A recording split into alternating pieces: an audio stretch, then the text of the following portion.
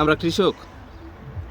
এই বৃষ্টির পানিতে কিছুদিন আগে আমাদের সব ফসল নষ্ট হয়ে গেছে, কিন্তু আমরা আমাদের কারণে, আমাদের পেটের জন্য, আমাদের সন্তানের জন্য সরকারের কাছে কোনো দাবি জানাইনি। কারণ আমরা প্রকৃত মানুষ।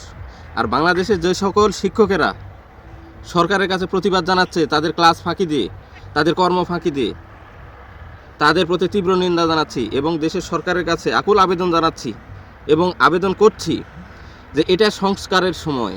আপনি আসছেন দেশকে সংস্কার করে সুবিধাবাদী জায়গায় পৌঁছানোর জন্য। আপনি এখনও কেন বসে আছেন? দেখেন, সংস্কার করেন। বাংলাদেশে অনেক শিক্ষিত হাজার লক্ষ বেকার ছেলেরা বসে আছে সংসারের বোঝা হয়ে। তাদেরকে এই সুযোগে কর্ম দিয়ে দেন, তাদেরকে এই সুযোগে ভালো একটা জায়গায় বসানোর চেষ্টা করেন। দেখেন, তারা অবশ্যই ভালো কিছু উপহার দেবে দেশকে, দেশের জনগণকে।